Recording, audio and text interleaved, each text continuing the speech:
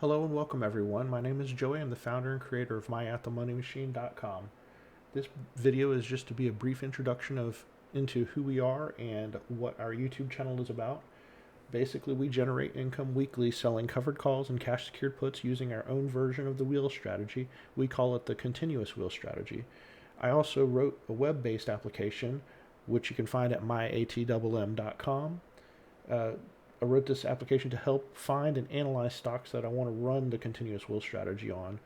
Also, the web application will track every transaction to keep me and you up to date on our current cost basis in any of our traded stocks at any given time. Here's our website. This is the dashboard on our demo account. Just to show you that it has the covered calls section. That's the page that we use to find and analyze stocks. And then our cost basis page is the primary screen we use to track all of our transactions to keep up with what the ongoing cost basis is. And also, I wanted to go ahead and give you a brief high-level overview of the core strategy that we use in tandem with this website. And I'm going to do that right now. So like I said earlier, we run the wheel strategy, our version of it. We call it the continuous wheel strategy. And just want to take you through briefly, step by step, what each step is and kind of give you a brief introduction to it. So step one is choose a stock to run the continuous wheel strategy on. That seems pretty basic, but you can go to our website. That will help in that process. Step two is to sell a cash secured put at the money. We look for an option that is coming up at the next Friday's expiration to trade or to sell this at. Step three is to wait until the cash secured put expires, at which time there's two different scenarios that could play out here. One is it expires worthless, and two is that it expires in the money, in which we would purchase 100 shares, and then we'd proceed to step four. Step four is we want to play both sides. This is kind of the continuous part of the wheel strategy that I've been talking about. By play both sides, what I mean is step 4A is we sell a covered call at cost basis. This is pretty traditional. After you buy the 100 shares, you would sell a covered call at whatever your cost basis is. Some people like to sell it above that and get some capital gains in addition to that, but that's not the strategy that we focus on here. So the other side of this coin is step 4A or 4B, is we'd sell a cash secured put at the money, and this is the continuous part of the strategy. So we're basically playing both sides. We're selling a covered call at our cost basis, and we're selling another cash secured put at the money. So this will basically effectively allow us to play both sides, and the stock can only go one direction, up or down. So one of these sides is going to win every single week. We do this weekly, selling it at the same expirations.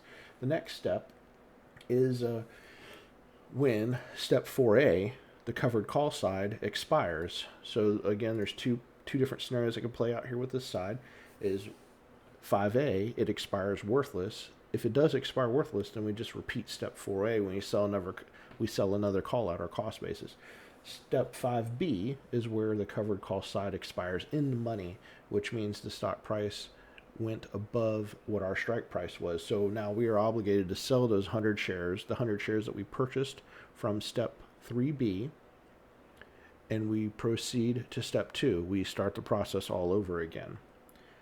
So the next step, I should say the other side, we're playing both sides. Step 5 covered the covered call side. Step 6 is the cash secured put expiration side, which is from step 4B. Again, there's two different scenarios here. One is the cash secured put could expire worthless, and if it does expire worthless, we would repeat step 4B, which is we'd sell another cash secured put, but we only do that if the covered call side from 4A expired worthless as well. Because if the covered call was in the money, that means we got out of the position completely. So we actually are starting the process completely over at step 2. But focusing on step 6, if the cash secured put side expires in the money, which is 6B, then we would actually purchase another 100 shares. In doing so, this will lower our cost basis, our overall cost basis, and then we would proceed to step 4B, which is to sell another cash secured put at the money. So the web application helps us do this process and track what our ongoing cost basis is, so we know what our cost basis is at any given time. So as you've run the continuous wheel strategy multiple times, you may or may not have bought more shares of this stock from cash secured puts expiring in the money. So on the website, you'll actually see a place where we're tracking the cost basis without premium, and we're also tracking the cost basis with premium. And furthermore, in addition to that, we also can see what our cost basis would be if our puts that we're selling expired in the money as well. So we could see what it would be lowered down to. So let me briefly just show you that. So here we are again on the website, myatwm.com, and I wanted to find a place where I could show you what I was talking about. So if you come over to the cost basis screen, a stock that we've been playing in our demo account is Marvel, and I believe this last week, I actually was able to place a covered call and a cash secured put, because we basically, this is simulating step, let's see, what step was that? It was the first step where we had sold a cash secured put. So step 3, the cash secured put expired in the money, which is 3B.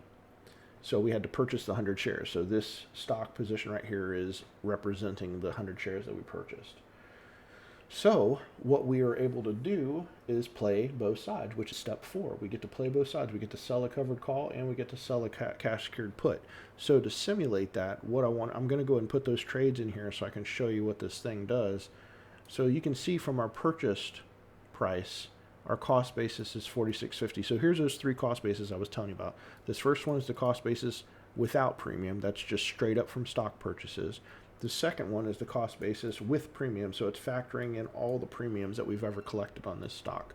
And the third one is the cost basis with puts, if we had any puts in play here, which we don't have any puts in place. So it's exactly the same price as the cost basis without premium. So what I want to do is I want to put a covered call on the board, and I want to put a cash secured put on the board. So I'm actually just going to make up some fictitious numbers just to simulate and show you what I'm talking about. So this first one will be a call, the second will be a put. We'll focus on just one contract each, and I'll just make the expiration out this coming Friday. All right, and the strike, so again, we're selling a call, and we focus on selling calls at the money, at our cost basis, at our cost basis. So the strike, we would be looking to sell at a strike of $46.50. And the price we got for that, and I think the last time I traded this in our demo account, it was like 105 or something like that. And the at the money, and this is kind of neat because I can kind of see, because this thing also shows us the last price that this stock traded at was $44.55. So I could probably sell at the money, which would probably be a $44.50 if they're selling in 50-cent increments, or it might be a $44 if they're only selling in dollar increments. So I'm going to do $44.50, and I think I got 60. Hold on. I think this was reversed. I think this was actually 63. We didn't get that much because this is like a couple bucks above what it's trading for, so that makes sense. And then this at the money one was more. It was like $1.05 or something. All right, so you can see that these are loaded and ready. They're draft positions. They're ready to be saved, and when we do, they'll be calculated and accounted for. So I'm going to click save on this covered call. This probably isn't going to change these numbers any. So click save, and okay, so it did save this. Oh, it's because this came from the puts. Okay, so let me click save on that too. Okay. All right, so it kind of registered both transactions preemptively.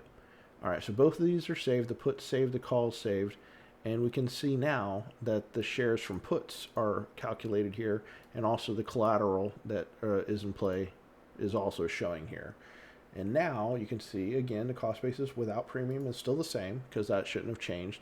The premium one shouldn't have changed either. But now we are seeing what our new cost basis would be if these puts expired in the money. Meaning if at expiration at this Friday, if it expired below 44.50, meaning the stock price went below 44.50 at expiration, then we'd be obligated to purchase these stocks. And if we did indeed purchase those stocks because of the expiration, which we would have to, our new cost basis would be 45.50. And why is this important? This is important because now when we go to sell a covered call again against not only the first 100 shares but the second 100 shares, our overall cost basis would then be 45.50, meaning we wouldn't have to sell a covered call like we did right here. We had to sell 46.50 because that's what our cost basis was. Now instead we can drop it a whole dollar lower and sell a covered call at 45.50 instead. So this is a process of lowering our cost basis, or dollar cost averaging is also what it's known as, to bring the stock price down so we can keep on selling covered calls at as close as possible to at the money. And the reason why we like that is because at the money is where the most option premium is on the call or put side. That's where you're making the most option premium in trading covered calls and cash secured puts. So that's why we like to focus and get as close to at the money as possible. Thus the name of the website. So let me see here. There was one other thing I think I wanted to talk about. Yeah, I remembered what it was. So I had previously shown you this 809 overalls because in our demo account, we've been trading this one since the beginning of January. So about a month, close to a month and a half so far. And we've already collected $809 in premium on it. But one thing I wanted to show you is we put this call and put on the board. However, we didn't add anything to this premium, and that's because we didn't record the there's a transaction history at the bottom of this page that basically tracks all of the true transactions that have happened. Up here is just showing the positions that are in play just to kind of track them, and when they get rolled or expired or assigned, you can actually do stuff here with them to track that as well. But down here is where you actually affect like the premium collected and any stock purchases or assignments that happen. And so here are the proposed records. You could type it in manually yourself, but I like to use these helper methods here, or these helper functions here, because it makes it easier. And we're not going to focus on commission or fees right now because this is just a demo high level kind of thing. So we are pulling in theoretically $63 and $105 in premium. So what I want to do is go ahead and track those. So before I save these, I want to just let you know. So we're setting at 809. We're setting at 38.41, right? So 809, 38.41. So let's go ahead and save these two, and I'm going to show you what it does. It changes those numbers up there. So we save the first one. We save the second one. Now we come back up.